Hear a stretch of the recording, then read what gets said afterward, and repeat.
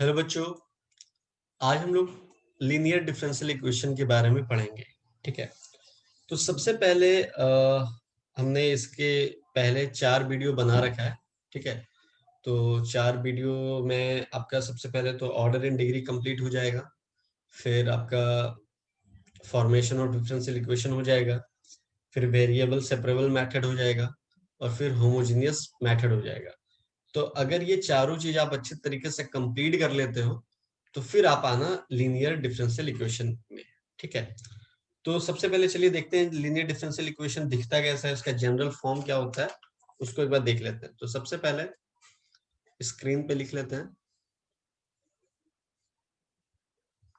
Linear differential equation.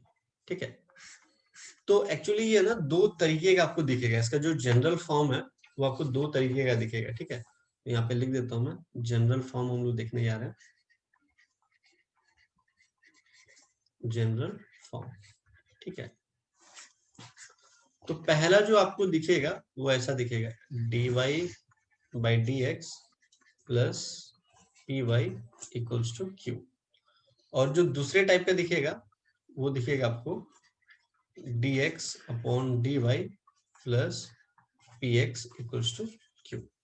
ठीक है, तो अब तुम बोलोगे सर यहाँ पे पी एंड क्यू क्या है, तो इस कंडीशन के लिए, ये वाले सिचुएशन के लिए पी एंड क्यू जो है are function of x only. ठीक है, कभी वो फंक्शन ऑफ एक्स ओनली हो जाएगा या कांस्टेंट भी होता है। ठीक है, और इस सिचुएशन के लिए जो पी एंड क्यू है, p and q are function of y only. ठीक है, या कभी कभी कांस्टेंट भी होता है। ठीक है, तो ये हम लोगों ने जनरल फॉर्म देख लिया, एक एक एग्जांपल देख लेते हैं इसका। ठीक है, एक एक एग्जांपल, इसका एग्जांपल सिंपल सा एक दे देता हूं मैं, d y by d x plus y equals to sine x. ठीक है, अगर इस क्वेश्चन को मैं इससे कंपेयर करूं तो पी एन क्यू तुम आराम से बता सकते हो, सर पी 1 हो गया और क्यू आपका साइन एक्स हो गया। ठीक है, अब इसका एक एग्जांपल देख लेते हैं। इसका एग्जांपल हो जाएगा d x upon d y plus x equals to cos y. अब तुम यहाँ पे बोलोगे कि मैं बोलूंगा कि इसको इससे कंपेयर करो, तो p तुम बता सकते हो, देखो x का कोएफिशिएंट क्या है, p है, तो यहाँ पे x का कोएफिशिएंट कुछ नहीं है तो 1 होगा, तो p आपका 1 हो गया, q आपका cos y हो गया। ठीक है, ये था आपका जनरल फॉर्म। अब तुम बोलोगे कि सर डिफरेंशियल इक्वेशन लाइक जो आपने लिखा है उसके कुछ रूल्स या कंडीशन है क्या, तो एकदम बिल्कुल है। तो जैसे फॉर एन एग्जांपल एक क्वेश्चन मैं आपको देता हूँ, जैसे आप ले लो, ये वाला क्वेश्चन ले लो। जैसे मैंने लिख दिया आपको y plus d y by d x equals to x square. अब मैं पूछूंगा कि ये जो मैंने लिखा है ये लीनियर डिफरेंशियल इक्वेशन है या नहीं है। तो कभी भी आपसे अगर कोई पूछता है कि ये लीनियर डिफरेंशियल इक्वेशन है या नहीं है, तो आप इसमें दो चीज देखोगे। फर्स्ट चीज क्या देखोगे, डिग्री। किसकी डिग्री, जो हमारा y वाला है, y वाला जो पार्ट है ना उसकी डिग्री देखोगे, उसकी डिग्री 1 होनी चाहिए, डिग्री 1 होनी चाहिए। और मेरा ये जो dy बाई डी एक्स है वो y के साथ मल्टीपल नहीं होना चाहिए, not multiplied, not multiplied.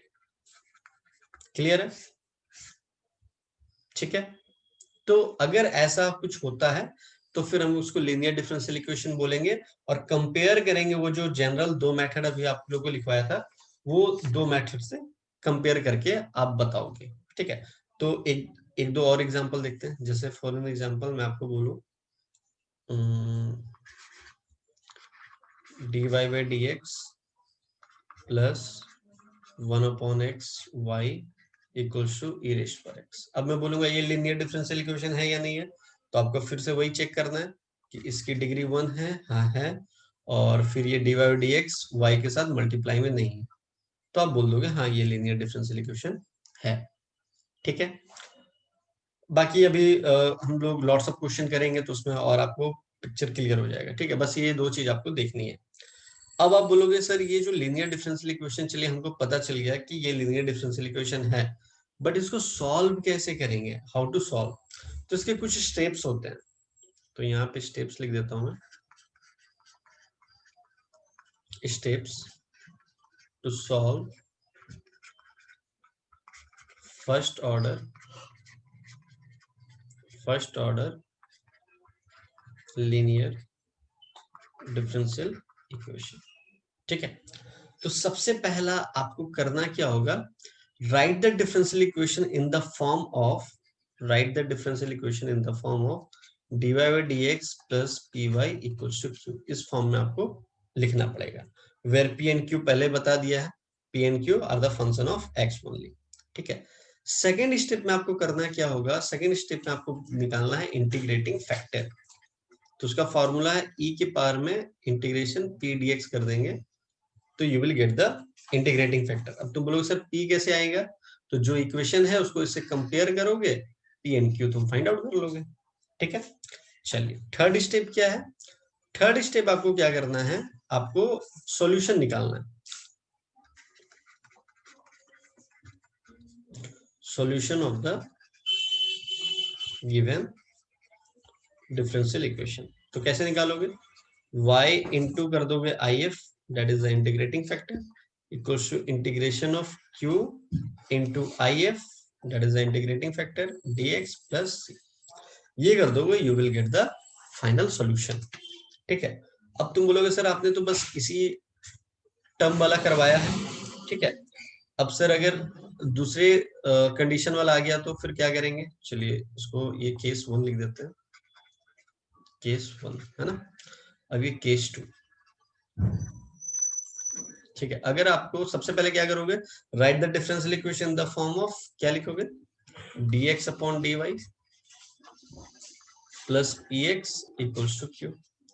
Second में इसमें वही करोगे, इंटीग्रेटिंग फैक्टर निकालोगे, तो इंटीग्रेटिंग फैक्टर थोड़ा सा चेंज होगा, e पावर में p dy हो जाएगा, जब यहाँ पे dx था यहाँ पे dy हो जाएगा। ठीक है, क्यों होगा, क्योंकि यहाँ पे y था यहाँ पे x था। क्लियर है, चलिए थर्ड आप जब solution of the given differential equation निकालोगे, solution of the given differential equation निकालोगे, तो उस समय क्या करोगे, x इंटू if करोगे। ठीक है, उसके बाद equals to integration of q into if, फिर यहाँ पे लिखोगे dy प्लस c। ठीक है, तो स्टेप्स भी आपको बता दिया, आपको चेक करना भी बता दिया कि वो डिफरेंशियल इक्वेशन है या नहीं है, वो भी चेक करना बता दिया, आपको स्टेप्स बता दिए। ठीक है, जनरल फॉर्म भी बता दिया आपको। ठीक है, अब हम लोग करेंगे इस पे क्वेश्चन सॉल्व। ठीक है, क्वेश्चन सॉल्व करके हम लोग देखेंगे कि लाइक हम लोग इसको अप्लाई कर पा रहे हैं या नहीं कर पा रहे हैं। ठीक है, तो एक सेकंड रुकिएगा, मैं क्वेश्चन लेकर के आता हूं आप लोगों के सामने।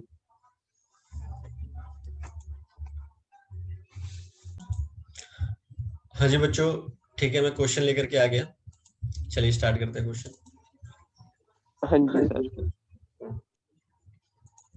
देखिए सबसे पहले एक इजी सा क्वेश्चन कराता हूँ, ठीक है, उसके बाद हम लोग थोड़ा अच्छा वाला क्वेश्चन करेंगे। तो इस वीडियो में मैं आप लोग को दो क्वेश्चन कराऊंगा, एक क्वेश्चन तो मैं फुल्ली सॉल्व करके बताता हूँ, और दूसरा क्वेश्चन क्या है कि मैं इंटीग्रेशन तक मैं बताऊंगा, उसके बाद आप लोग को खुद to सॉल्व करना है और फिर कमेंट बॉक्स में कमेंट करना होगा आंसर। ठीक है, चलिए लेट्स स्टार्ट। तो क्वेश्चन आपको दिया गया है dy upon dx plus y cot x equals to cosec x। ठीक है, ये क्वेश्चन दिया हुआ है, अब आपको बोल रहा है इसको सॉल्व करने के लिए। ठीक है, तो सॉल्व करने के लिए तो सबसे पहले हम क्या करेंगे कि इसको चेक करेंगे कि ये डिफरेंशियल इक्वेशन है या नहीं है। तो देखिए सबसे पहले इसका पावर क्या है 1, और मेरा dy dx कोई भी y से मल्टीप्लाई नहीं है, तो है ये लीनियर डिफरेंशियल इक्वेशन। तो चलिए लीनियर डिफरेंशियल इक्वेशन है तो स्टेप नंबर 1, स्टेप नंबर 1 कह रहा है dy by d x plus p y equals to q, ऐसा बनाना पड़ेगा हमें, ऐसा बनाना पड़ेगा। ठीक है, तो ये ऑलरेडी बना हुआ है, हमें बनाने की कोई जरूरत है नहीं, ये ऑलरेडी बना हुआ है। तो हम लोग वो लिख देते हैं, लाइक इसका जो जनरल फॉर्म होता है, तो dy by d x plus p y equals to q. तो जब मैं इसको इससे कंपेयर करूंगा तो y मिल गया मुझे, तो p की जगह क्या दिख रहा है मुझे, cot x, तो लिख लूंगा मैं p equals to cot x। ठीक है, और q की जगह क्या दिख रहा है मुझे, cosec x, तो लिख लूंगा q equals to cosec x। पहला स्टेप हम लोगों ने कंप्लीट कर लिया, that is the first step. Second step में क्या कह रहा है, चलिए देखते हैं। सेकंड स्टेप में था इंटीग्रेटिंग फैक्टर निकालना, तो चलिए निकालते हैं इंटीग्रेटिंग फैक्टर। तो इंटीग्रेटिंग फैक्टर के लिए फॉर्मूला दिया गया था e के पावर में p dx। तो p क्या है मेरे पास, cot x dx। अब ये cot x को आप लोग इंटीग्रेट कैसे करोगे, ये बताइए, इंटीग्रेशन ऑफ cot x क्या होता है। तो इंटीग्रेशन ऑफ cot x आप लोग फॉर्मूला देख लेना, अगर याद होगा तो बहुत अच्छी बात है, नहीं हो तो एक बार चेकआउट कर लीजिएगा, वो होता है log sin x। ठीक है, अब तुम बोलोगे सर अब इसको सॉल्व कैसे करेंगे, तो एक लॉग की प्रॉपर्टी होती है, क्या लॉग की प्रॉपर्टी होती है यहाँ पे मैं बता दे रहा हूँ। लॉग के बेस में अगर e है ना, एक सेकेंड, e के पावर में लॉग है, लॉग के बेस में e है और यहाँ बगल में एक्स स्क्वायर है, तो अगर ये और ये मैच करता है तो आंसर हो जाता है एक्स स्क्वायर। ये not only for the exponential, ये अगर कांस्टेंट टर्म भी होता है, जैसे मान लो a है, a के पावर में log है, बेस में a है और यहाँ पे एक्स क्यूब होता है, तो अगर ये और ये सेम है तो एक्स क्यूब मेरा आंसर हो जाता है। तो एग्जांपल जैसे मान लो 7 होता, 7 के पावर में log होता, बेस में 7 होता और यहाँ पे एक्स रूट पावर 5 होता, तो अगर ये और ये सेम होता तो एक्स रूट पावर 5 आंसर हो जाता।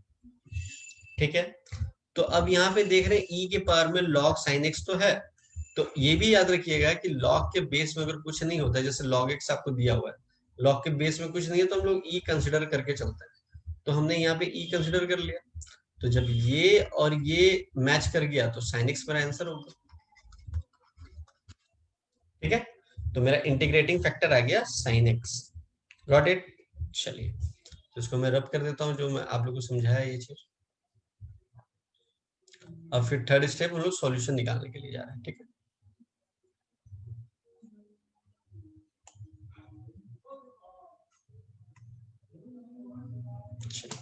थर्ड स्टेप थर्ड स्टेप है हमारा सॉल्यूशन। चलिए सॉल्यूशन का फॉर्मूला एक बार आप लोगों को दिखा देता हूँ क्या है, y into I F equals to integration of q into I F D x plus C. चलिए कर लेते हैं इसको, y into I F equals to integration of q into I F D x plus C. तो y into I F तो मेरा sine x है, तो इधर ये वाला कंडीशन में तो कुछ करना नहीं है, एज इट इज लिख दिया। q क्या है, q हमने यहाँ पे देखा था, q क्या है cos x, तो यहाँ लिख लो cosec x into I F ये sin x लिख दिया।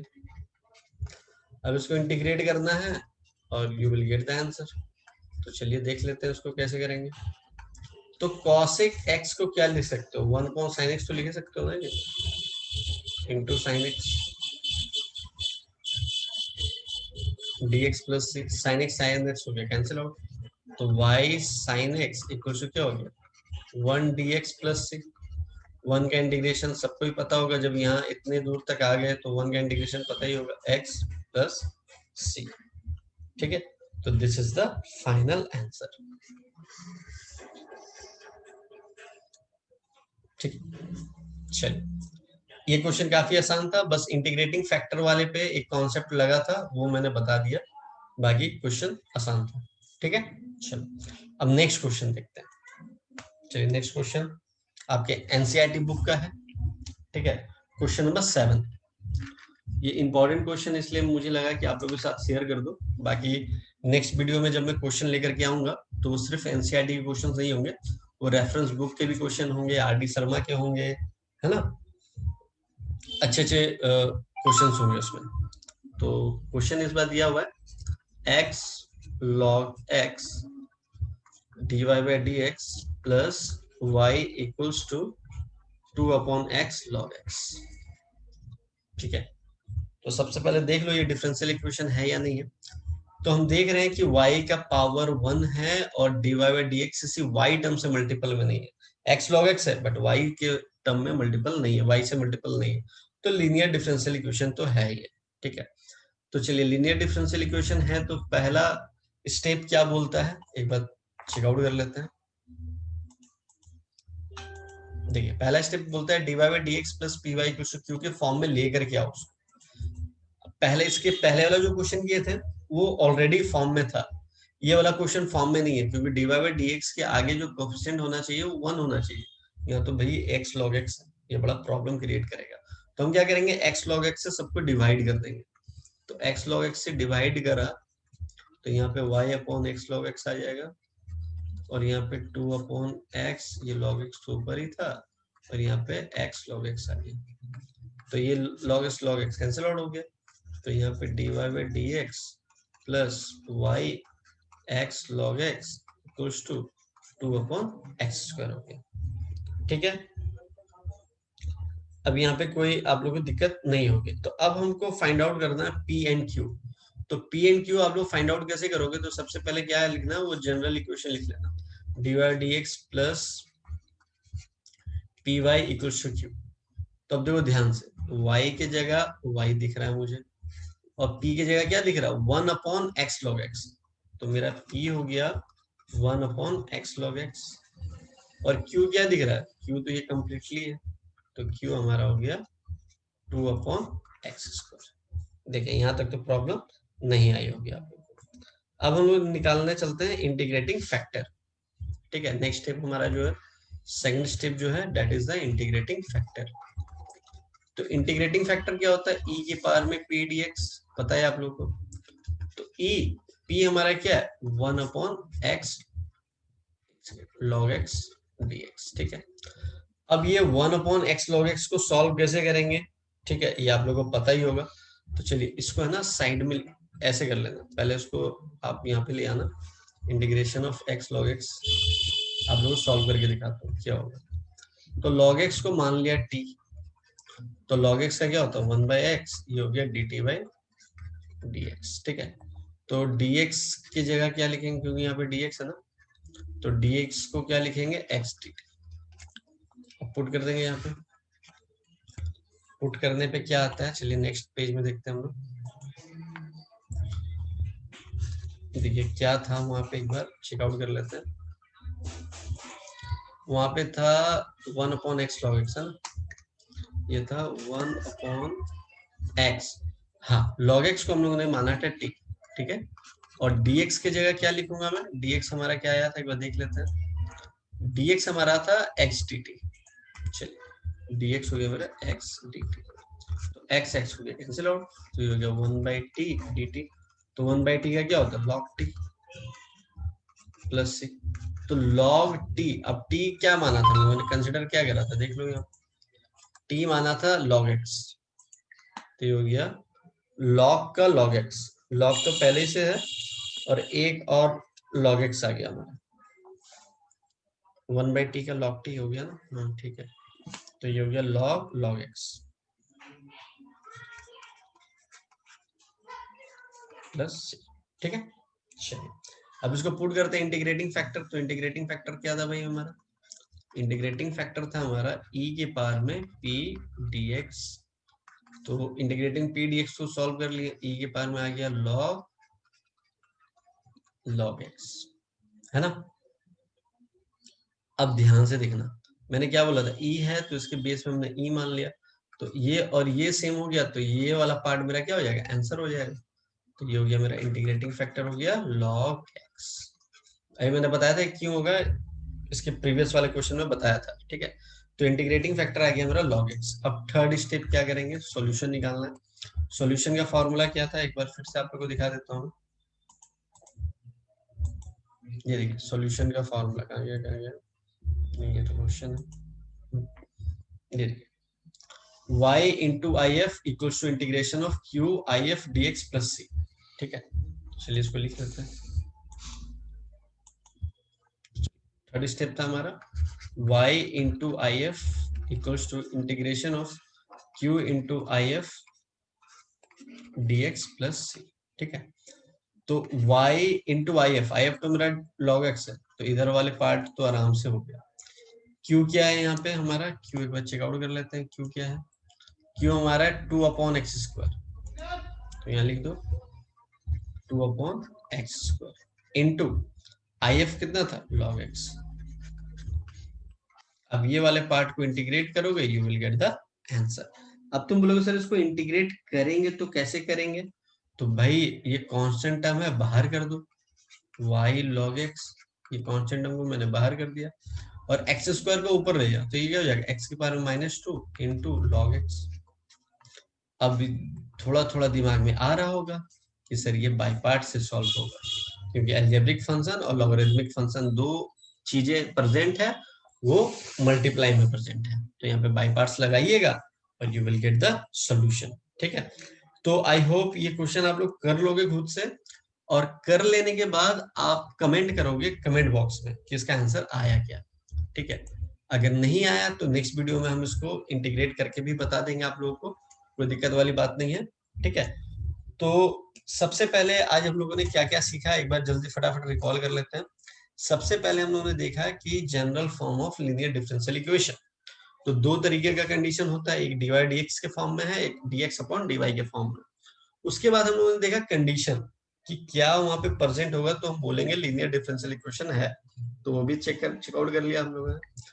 उसके बाद हम लोगों ने स्टेप्स सीखा, what are the steps to solve the linear differential equation, 3 step था, वो भी चेकआउट कर लिया। उसके बाद हम लोगों ने 2 क्वेश्चन सॉल्व करे। ठीक है, आई होप इस वीडियो पे आप लोग का लीनियर डिफरेंशियल इक्वेशन के ऊपर जो भी ये था, लाइक क्या बोलते हैं उसको, प्रॉब्लम था, या आप लोग को समझ में नहीं आ रहा, तो इस वीडियो को देखने से आई होप क्लियर हुआ होगा वो चीज। बाकी नेक्स्ट वीडियो में अच्छे से क्वेश्चन लेकर के आते हैं। Till then bye bye, take care.